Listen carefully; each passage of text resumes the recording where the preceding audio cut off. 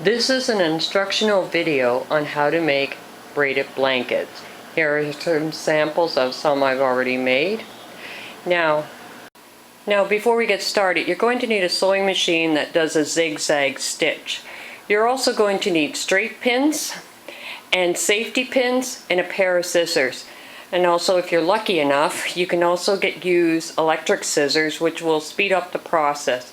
Also, you're going to need a ruler for measuring, and you're going to need clear thread or transparent thread.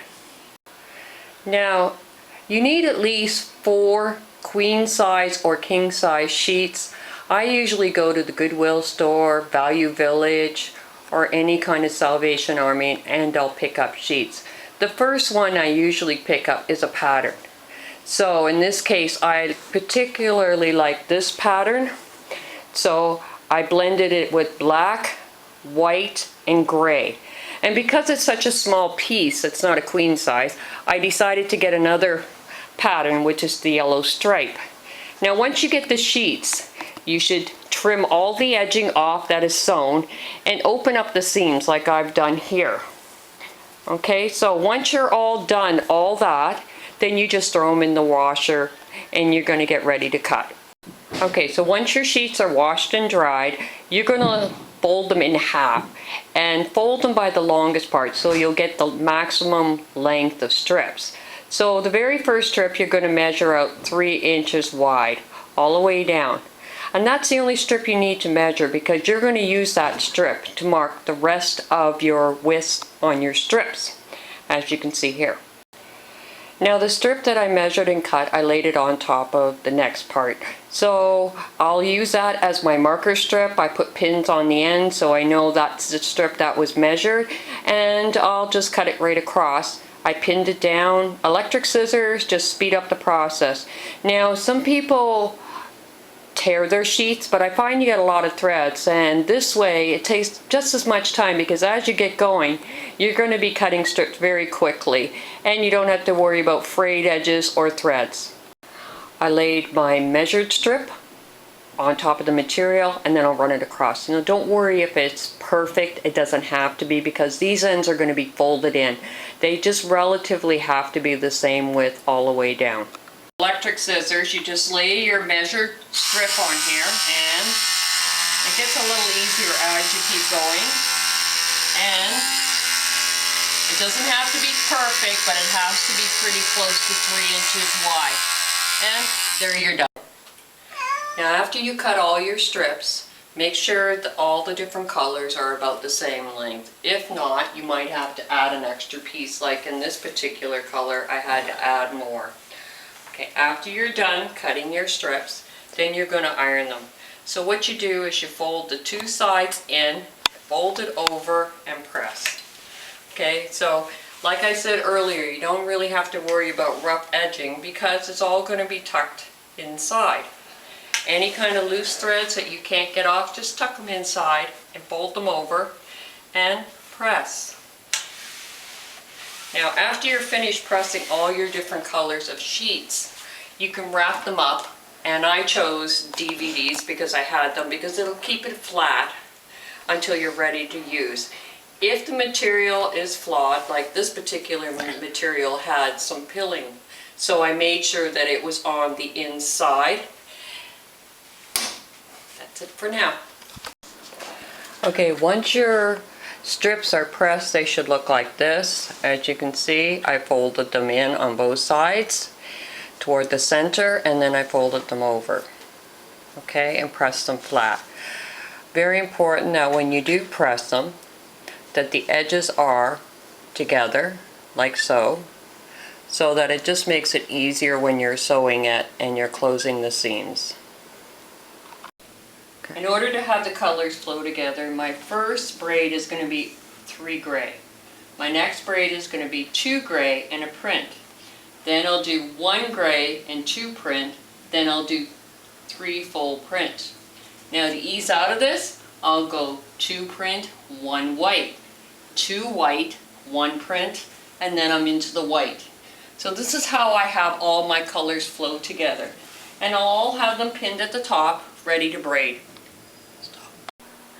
I sorted out all my different strips of color, and I pinned 3 to each one on each end, and I just laid them out in an order that I want to put them together.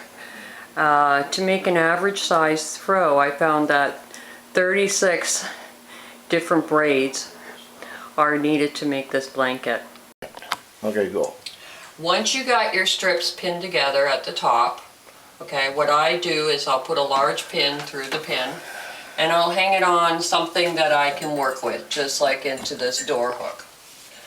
Okay, so now it's ready to braid.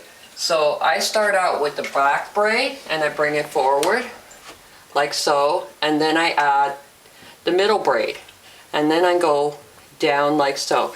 Now as I'm going down, I'm making sure that I'm opening them up on the sides, like so.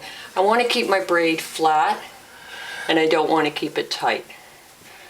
So normally when I do a braid, it takes me about 5 minutes. So as I'm going down, I'm doing this, keeping it loose, opening it up a bit. And if there's any threads, I'll pull them off, remove them as I'm going down, and if I can't pull them off, I'll just tuck them inside, like so.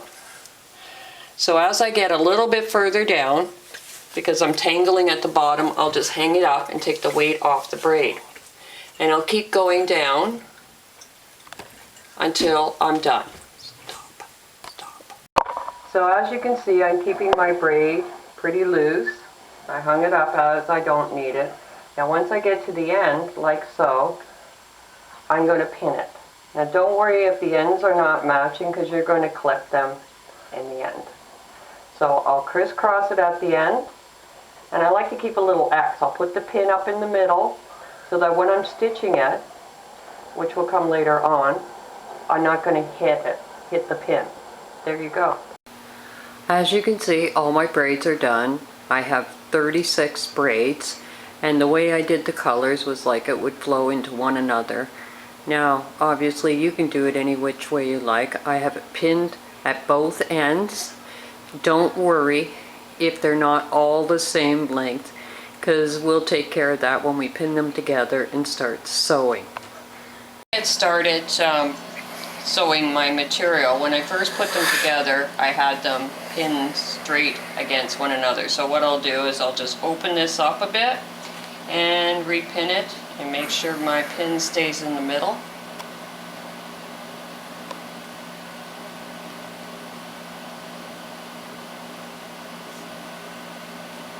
Okay, like so. So it's about the same width at the top and at the bottom. So what's going to save you a lot of time when you're sewing is you want to iron them, and you want to iron them flat. Okay, so what I'll do is I'll open them up, make sure there's no twists on them, like so, and I'll press it down. And as I'm going along, I'm opening them up. This way, that when you start sewing, you're sewing along the edges and you're catching the open seams, so you're sewing them closed. So I go all the way down and open them up and press. Doesn't have to be perfect, and it doesn't matter how short you make this braid, because you're going to stretch it as you're putting it together. See how I'm opening and making sure that the whole thing is flat.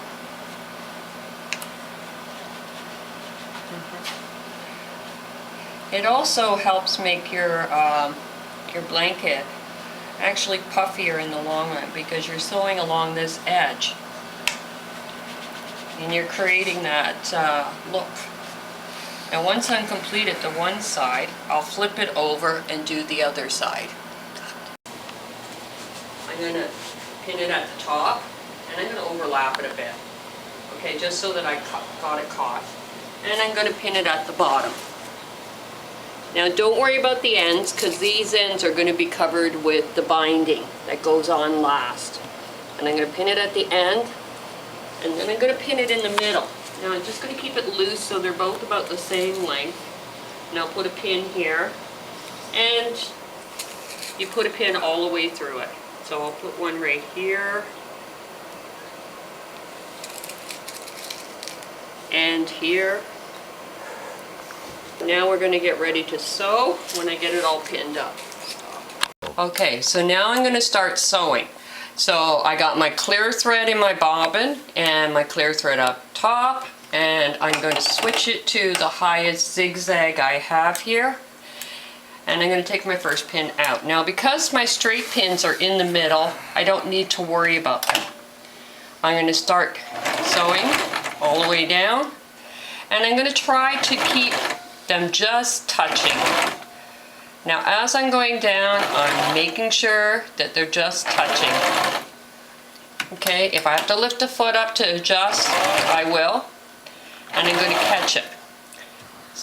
See how that has a seam there? I'm going to make sure that I'm going to sew that and catch it with the next one. And I'm going to do this all the way down. As you do this a while, you tend to get better and you tend to get faster at it. If you think you missed, you can always lift up and go back and catch it. Okay, just get your fingers in there and catch it.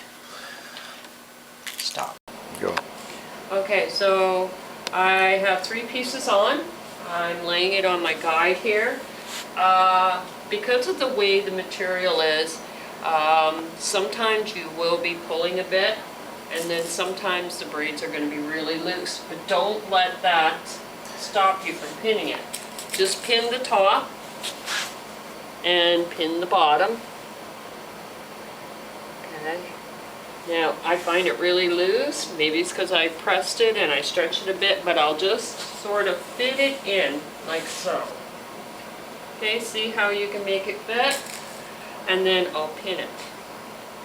So there's no need to cut the strip and make it shorter. Just make it fit in.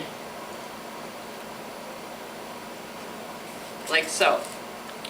Okay, now I got 4 rows done. Every once in a while, I'll just flip it right over, like so. And then I have the bottom at the top. And that way I know I'm going even all the way down on both sides. And if I get a little tight on the top with my tension, then I know that it will even out as I go along. So this one's a little long. So what I'll do is I'll match it up there and just fit it in, like so, and pin it. Now, because I press my material, it makes it so much easier to sew. So what I'm trying to do is I'm trying to just touch the edging. So you're going to be stopping and going along the way. I have it sitting loosely on my lap, so there's no pulling. And don't be shy to lift up the presser foot. So what I'm trying to do is just touch the edging. The 2 things I'm achieving here is I'm sewing those seams shut when I press them together.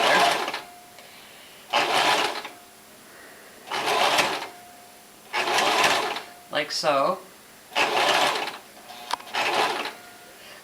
Also, by keeping it flat, I'm creating a little bit of puffiness. So as you can see, the more I match it onto the edging, the more it will lift up a bit when it's finished. So here's a close-up of the zigzag stitching I'm trying to create. As you can see, I'm just sewing along the edging, and I'm keeping these up and not twist it. And as you go along, so it creates this look. So you can see how I followed it along, and as I'm zigzagging, I'm sewing any kind of side seam shut so that it doesn't open up after you wash it. Okay, so now all my strips are sewn together, and I have 36. So this is a width of approximately 36 braids. Now I'm going to bind. Now usually when I put the binding on the top and the bottom, I'll have a couple of extra strips left over. I'll sew them together using a straight stitch, and I'll pin it. Now, once I pin one side down, when I go do the other side, I'll just measure it the same as the bottom. That way I know my binding's going to be the same length. Now in this particular case, I found this on the top of one of my sheets, so I kind of like the braiding there, the embroidery, and I'm going to use that as my top binding. Now my pins are still in, my safety pins, and anything that's a little long I'll trim off, okay? And then I'll start sewing that across. Now as I'm sewing it, I'm going to be removing the pins as I go down with my straight stitch. So here is my completed blanket. I have it with the borders on both sides. As you can see, my pattern is flowing the colors into one another and out. It's a matter of preference. You can make it any color you want. It's a great idea to use up recycled sheets. If you want to make a blanket, just judge your strips of material to be about 1.5 times the length of what you want it to be. Also, by keeping your braids flat without twisting them and sewing them such, you got this textured look to your blanket. As you can see, I already washed it. It's not going to come apart because as I was sewing down, I'm catching all the seams. And also it looks less like a rug and more like a nice blanket. So, happy braiding.